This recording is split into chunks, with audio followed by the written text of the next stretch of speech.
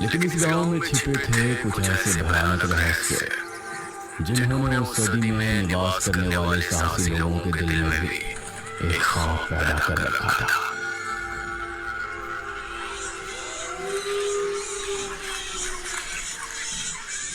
आज तो बहुत दिनों के बाद मित्रों से मिलना हो रहा है, बहुत आनंद आएगा। अरे मदन, कहाँ जा रहा है इस समय? पिताजी, मेरे मित्रों से इतने दिनों बाद मिलना हो रहा है। वो सुबह होने पर वापस नगर चले जाएंगे। अरे तुझे पता नहीं क्या, आज शनिवार की रात है। आज के दिन निशिर मोलो गांव में घूमते हैं। पिताजी, चाहे निशिर मोलो आए या नरकासुर, मुझे आज मेरे मित्रों से मिलने से कोई नहीं रोक सकता। ठीक है, लेकिन ध्यान रहे, जैसे ही तुमको उनके कदमों की आहट सुनाई दे और उनका वो मंत्र जिसको वो दोहराते हुए आगे बढ़ते हैं, तो उन्हें बिना देखे किसी ऐसी जगह छिप जाना जहां से ना वो तुमको देख सके ना तुम उनको। और जब तक उनकी आवाज आना बंद ना हो जाए, उनके सामने नहीं आना। वो 4 भयानक आदमी होते हैं जो अपने कंधों पर एक ताबूत को उठाए होते हैं, और अगर कोई उन्हें देख ले तो वो जिंदा नहीं बचता। मुझे पता है पिताजी, अब मैं चलता हूँ। ये कहकर मदन घर से निकल गया, लेकिन उसके पिता के चेहरे पर उसकी फिक्र साफ नजर आ रही थी।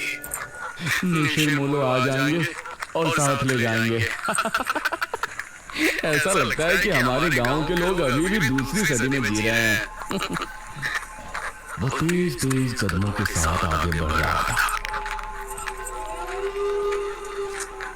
कुछ देर बाद उसे जंगल की तरफ एक पगडंडी वाला रास्ता नजर आया। यहाँ से जाऊंगा तो जल्दी पहुंच जाऊंगा, यहीं से आगे बढ़ता हूँ। बिना ज्यादा सोचे वो जंगल के अंदर बने उस पगडंडी वाले रास्ते पर आगे बढ़ गया।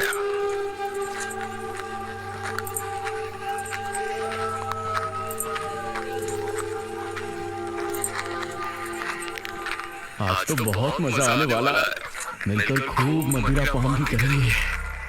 तभी उसे भारी कदमों की आहटों के साथ कुछ आवाजें सुनाई देने लगी। इन आहटों और आवाजों को सुनकर वो एकदम से चौंक पड़ा और उसकी आंखें डर से बड़ी हो गई।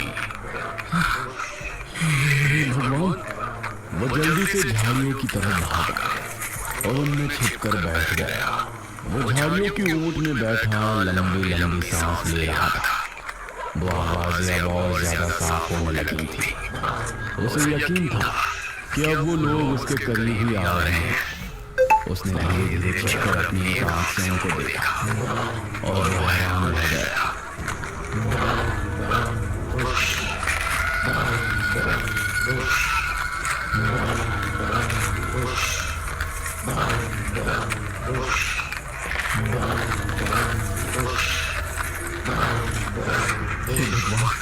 मैंने नहीं देख लिया।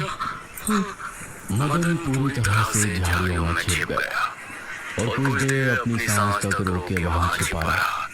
फिर उसने धीरे से झांक कर देखा तो अब वो लोग कहीं नजर नहीं आ रहे थे। लगता है चले गए। वो वहां से निकला और दोनों तरफ देखा तो वहां कोई नजर नहीं आया। शुक्र है भगवान, उसने एक कदम बढ़ाया ही था कि तभी उसे फिर से वही आवाजें अपने ठीक पीछे से सुनाई देने लगी।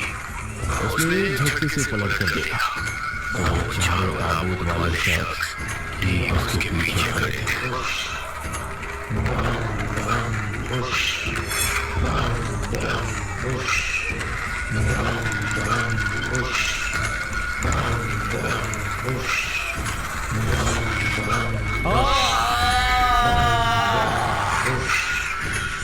निशिर मोलो आखिर कौन है? क्या है मृत्युंजय अमृत? और क्या संबंध है मेघना का इन सबसे? इन सभी सवालों के जवाब जानने के लिए हमारे साथ जुड़े रहिए इस कहानी के अगले भाग में भी।